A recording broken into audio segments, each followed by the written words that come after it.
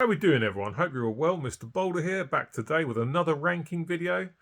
And today I'm going to be talking about a subgenre on my channel that I haven't talked about loads, but I'm a big fan of. Today I'm going to be tackling the debut albums from the big four of grunge. Those, of course, being Alice in Chains, Nirvana, Pearl Jam, and Soundgarden. But because I'm a big fan of Stone Temple Pilots, I've included them as well. So the big five of grunge, I suppose you could say. So five bands I absolutely love. Very important to me growing up. Grunge exploded when I was a teenager, so it was a big impact on my life back in the early 90s. Love all these bands, love all these albums. So five albums to talk about. Going to get into after a quick sip of coffee. So like I say, no bad albums there at all. They're all really good. But something's got to come in at last place. And for me, the weakest of these five is Soundgarden's Ultra Mega OK, which was released in 1988. And this LP is brand new to the collection. And when I say brand new, I mean brand new. It literally only arrived from Amazon about an hour ago. So good stuff here from Soundgarden. What we have here is a mix of heavy metal. There's some blues in here, some psychedelic rock, obviously some alternative music. Fronted by the late, great Chris Cornell. Massive loss when he passed away. Such a phenomenal voice.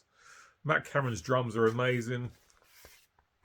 Lots of good songs on this. There are a few songs on this that are average, that kind of pass me by a little bit, but I still enjoy it. I can listen to the whole album from start to finish and enjoy it. But there's some stuff that's really good. Some excellent standout stuff. I mean, track one, Flower, is fantastic. Great chorus, superb vocals from Chris. All Your Lies, track two. The vocals during the entire song are absolutely fantastic. Such a great track, such a great vocalist. Beyond the Wheel is a decent tune. Mood for Trouble, good song. You've got Circle of Power, that one's really punky. Fast and Furious, high energy, great tune. Smokestack Lightning's a decent tune as well. Head Injury I like. Then you've got Incessant Mace, I think that's how you say it. That's very much a bluesy kind of a sort of jam, it almost sounds like. Quite a long track, it's about 6.5 minutes. And then the very last song is pointless. It's called 1 Minute of Silence. It's 1 minute of silence. It's just a load of background noise, really. So Ultra Mega OK comes in at 5th place on this ranking. But like I say, still a great album. Chris Cornell's vocals, absolutely fantastic. Just a powerhouse of a vocalist. The range that guy had is absolutely phenomenal. A big loss to the world of music. Matt Cameron's drums are superb. The lead guitarist from Kim, can't remember how you pronounce his surname, but the leads are good on this album as well. And the bass playing, and I can't remember the original bass player's name either. But the bass playing's good as well. It's a good album. I only heard this for the first time about a month ago. Got the CD first, and now I've seen the record, so obviously here it is. But Ultra Mega OK from Soundgarden from 1988 is 5th place in this ranking. But a very good album nonetheless. Excellent stuff there. Coming in at number 4 for the grunge debuts. And here's Stone Temple Pilots and Core, which came out in 1992. Fantastic album. Another singer that is sadly no longer with us, Scott Weiland. Great vocals on this record. You've got Eric Kretz on the drums, and you've got Rob and Dean DeLeo. Dean DeLeo on guitars and his brother Robert on the bass. Great musicians. The guitar work on this record is great, and the bass work from Rob DeLeo is fantastic. Great bass player, not just following the guitars, doing his own thing. Scott's vocals are fantastic. The drums are solid. The bass, the rhythm section is really good. These guys, and there's fantastic songs on this album. It kicks off with Dead and Bloated. I like the effect on the vocal before the whole band comes in. Up next, you got Sex Type Thing. One of my favourite guitar riffs ever. That descending guitar line, chromatic guitar riff is superb. Great stuff, great track, brilliant chorus. Really enjoy that one. Wicked Garden after that is a great tune as well. No Memory, decent tune, not one of my favourites on this album. Sin's good track. Naked Sunday I like. Creep closes out Side A, that's a great song as well. Side 2 kicks off with Piece of Pie. Great guitar riff in that song. Some great vocals from Scott. Up next you had Plush, which is the first song I ever heard from Stone Temple Pilots. I remember at the time they were touted as being Pearl Jam rip-offs, and when I listened to that song, I could see the similarities between Pearl Jam, but for me, that's the only time Scott Weiland sounded like Eddie Vedder. That's a great track. I love the chords being used on the guitar. Another great chorus, great vocal performance from Scott. Wet My Bed is a little bit pointless, but it's still okay. Cracker Man, fantastic song, great riff, high energy, high octane song, great chorus. And then it ends with Where the River Goes, which is an 8.5-minute epic at the end. Great tune. The drums are great on that. The bass playing is superb. Again, great lyrics. Sorry, vocals from Scott. Fantastic vocalist. Another one of the big grunge vocalists that's no longer with us. Such a shame that he died. He was a bit of a troubled soul, it has to be said. But Core from Stone Temple Pilots is definitely not their best work. For me, they went on to do much better things, but there's still plenty of good stuff on this record that I really enjoy. Stone Temple Pilots Core from 1992 comes in at 4th place out of these 5. Up next, one of my favourite bands, no doubt about it, is Alice in Chains and Facelift, which came out originally in 1990. We've got Mike Starr on the bass here, who's no longer with us, rest in peace. Lane Staley, of course, another grunge vocalist, not with us anymore, rest in peace. And Sean Kinney on the drums, Jerry Cantrell on the guitar. Some fantastic stuff on this.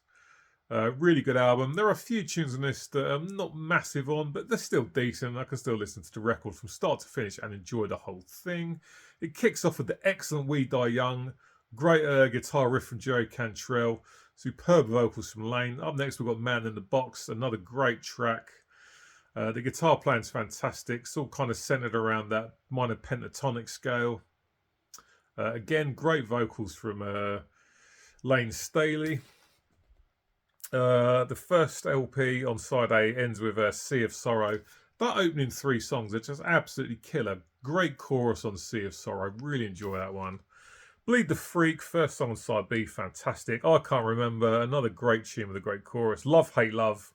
That first LP is all killer stuff. Side C kicks off with Ain't Like That. It's another song with a great chorus. Then you got stuff like Sunshine, Put You Down and Confusion. Those 3 songs for me, they're decent, but they're not as strong as what's come before.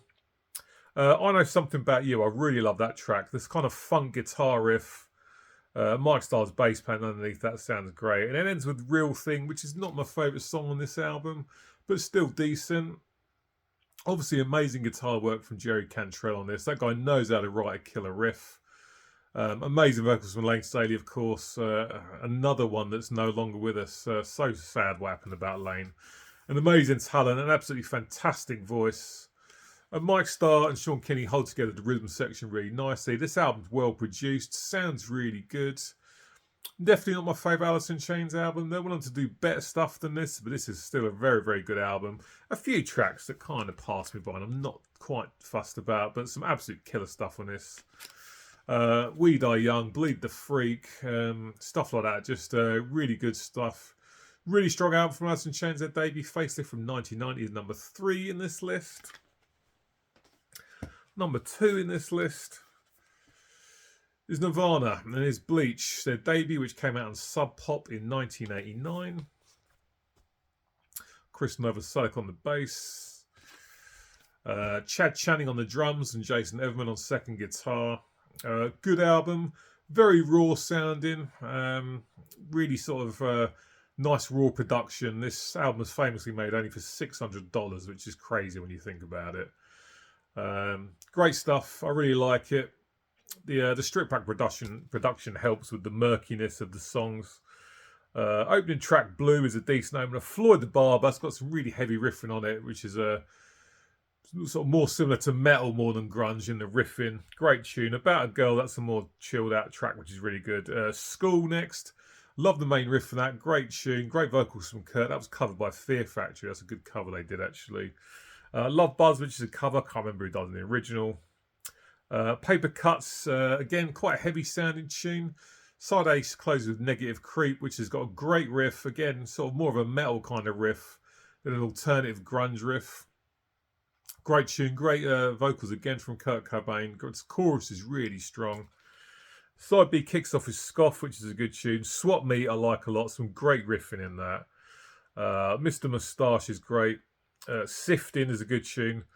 I love the riff, actually. The main riff is really catchy, really enjoyable riff. Big Cheese is a great tune. Last Track Down is a little bit weak, but it's still decent. Here's the album for you. Produced by Jack and Dino. He did the remaster of that first Soundgarden album, or the remix, I think it might have been. But Nirvana's Bleach, their debut from 1989, very strong. An album packed full of great songs. Really gritty sounding. Love the guitar tone. Kurt's vocals are fantastic. The bass playing from Chris Novoselic is excellent. Chad's drums are good. Yeah, a good album with plenty of decent songs on it. The murky sound definitely helps with the album. It's fantastic stuff. If you're into Nirvana, you've not heard this, and you've only heard the big Nevermind album, this is definitely worth a listen. But don't expect the same kind of polished production job that you get with Nevermind. This is much grittier. And it really helps with the mood of the album. Nirvana's Bleach from 1989 is my number 2 in this list of grunge debut albums. So just number 1 to go. An absolute beast of an album. All these albums are really good, but on all of them, there are a couple of tracks on each that I'm not too fussed by. But with this album, not the case at all. There's no bad songs on this. An absolute monster of a record that blew me away when I first heard it. Back in 1992, I think it was, and still blows me away when I listen to it now. It is, of course, Pearl Jam's 10 from 1992. Who produced this? Pearl Jam themselves. Fantastic album. Just absolutely superb stuff. No bad songs on this. Brilliant album from start to finish. Some massive hit singles on this, but as with all great albums, it's not just about the singles. The deep cuts are also excellent. You've got great, big singles on this, like Even Flow, which is a fantastic song. Great chorus. Alive, I love that opening guitar intro. Again, the chorus is fantastic. Eddie Vedder's vocals are brilliant. You've got Jeremy on the again, a massive single. I love the intro bass work from Jeff Ament on that. Huge chorus, legendary music video as well. If you've seen it, you'll remember it. Superb stuff, a great track. But like I say, with all massive albums and really good albums, it's not just about the singles, it's about the deep cuts as well. The opener Once is really good. You've got Black, which is on this album, which is a very melancholic, very sad song, but very beautiful at the same time. Really good stuff. It's a very emotional song. It's absolutely fantastic. Side B kicks off with Oceans, which is more kind of acoustic based. Sounds really nice. Great vocals from Eddie again there. The chords being used sound really good on that tune. Porch is a great track. Garden, another one that's quite melancholic. I like the guitar work in that a lot. Great vocals from Eddie again. Deep, the second but last track is excellent as well. Again, great vocals from Eddie. And closes with Release, which is another great tune. Dave Cruzen's drums are really good. Jeff Ament's bass work throughout the entire record is really good. Some excellent bass playing here. Mike McCready and Stone Gossard's guitars, whether it's the riffs or the solos, absolutely fantastic. And Eddie Vedder's vocals are great. There are no bad songs on this album. It is absolutely perfect. A 10 out of 10 album any day of the week. Pearl Jam's 10 from 1992 is my favourite release from the Big Five grunge debut albums, as far as I'm concerned. An absolutely perfect record. No bad songs. Superb from start to finish. Fantastic album. And it's my number 1 in my grunge debuts. So there we go. Pearl Jam's 10, number 1 from 1992. An absolute masterpiece as far as I'm concerned. Right, guys, that is it for today's video. I hope you enjoyed that. As always, get in the comment section. Let me know what you think about these albums. Which is your favourite of these? As always, thank you for watching all the way to the end. It's very much appreciated. All your support is very appreciated. I should be back with you soon. Next week will be a collection update, and I've got some more ranking videos in the pipeline. So until next time, as per usual, again, thanks for watching. Cheers, take care, and I'll see you later.